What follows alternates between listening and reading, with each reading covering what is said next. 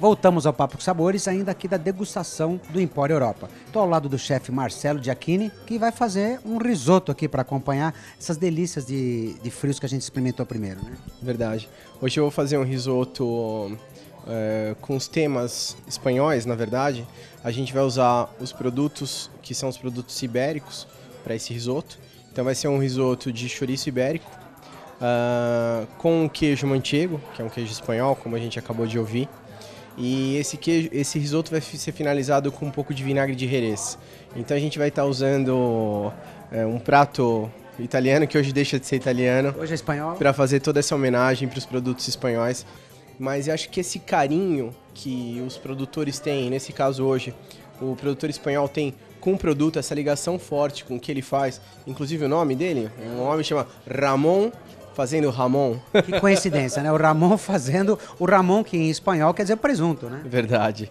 Bom, esse risoto que você está fazendo aqui, o pessoal, na verdade, vai ser o prato principal, porque nós estamos aqui numa degustação desses frios que não acaba mais. Esse risoto, se a pessoa quiser fazer em casa, ela pode mudar alguma coisa ou tem que ser com esses produtos que a gente viu aqui hoje? Não, eu gosto bastante de explicar para as pessoas. Primeiro que a gente brinca, o risoto, na verdade, ele virou um prato do gosto absurdamente brasileiro. As pessoas adoram. Macarrão também. A gente fala que macarrão é italiano, macarrão já não é mais italiano, macarrão é brasileiro também, né? E o risoto é isso. Eu, quando faço um jantar, vou fazer um menu, eu não consigo não colocar risoto. As pessoas querem risoto. E é um prato muito gostoso, né? E se a gente for olhar para a origem, o risoto é aquela coisa que aproveita, ele puxa para ele os sabores que você tem. E, na verdade, a base do risoto pode ser sempre muito simples, que é refogar bem a cebola, um pouco de alho, seja na manteiga, seja no azeite. O cuidado e o carinho que precisa ter durante o cozimento do arroz, aquela coisa bem mansa, não deixar passar se do hidratando. ponto. Cuidado com o ponto. E você pode sempre, ao final, acrescentar o que você vai fazer. Um camarão, o brasileiro ama camarão, o queijo e tudo mais. O risoto dá margem para muitos ingredientes. Ele faz a soma de todos os produtos, né?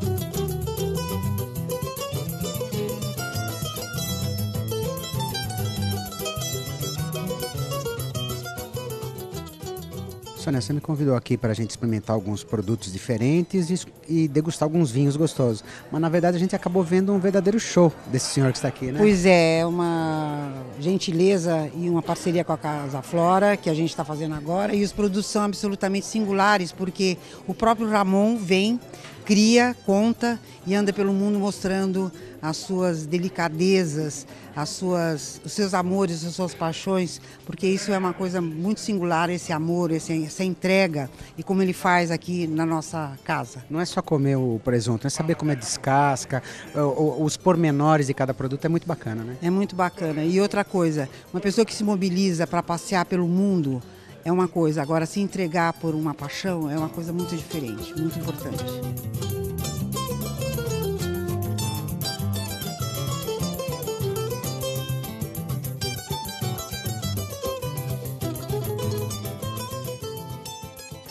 Bom, e se a comida nos deu o alimento, o sabor, é o vinho que trouxe pra gente a alegria aqui da festa. Você é o sommelier aqui da festa hoje, nós estamos ao lado do Fernando Gurgel, vai falar pra gente um pouquinho sobre essa combinação de vinhos e dos pratos que a gente comeu aqui. Bom, como os pratos tinham uma gordura, né? São Ramon Serrano, Pata Negra, enfim. A gente escolheu vinhos que tenham uma acidez um pouquinho maior para dar um frescor, né? Para quebrar um pouco a gordura. Então foram 2 vinhos brancos, 2 vinhos tintos e depois para finalizar com um Jerez maravilhoso. É certo a gente falar que quando você tem um prato que, como você falou, que tem um pouco de gordura, você tem que colocar um vinho que tenha um pouquinho de presença, né? Porque se a gente colocar um vinho que passe muito desapercebido, às vezes ele não vai compensar aquele sabor mais forte da comida, né? Aí não vai harmonizar, vai acompanhar, que você pode acompanhar com qualquer bebida, né? Até um suco de laranja, mas só que não vai harmonizar, logicamente. Precisa tomar esse certo cuidado, porque ou o prato ou a bebida pode sobressair o sabor. E o ideal é que case, né? Então isso é realmente a harmonização, é um casamento de sabores. Uma outra coisa que eu costumo comentar, às vezes as pessoas acabam querendo combinar muito, no caso hoje aqui foi essa combinação, de pratos espanhóis com vinhos espanhóis, pratos italianos com vinho italiano. Isso é um pouquinho assim para ficar mais fantasioso, mas nem sempre existe essa necessidade, né? Não necessariamente.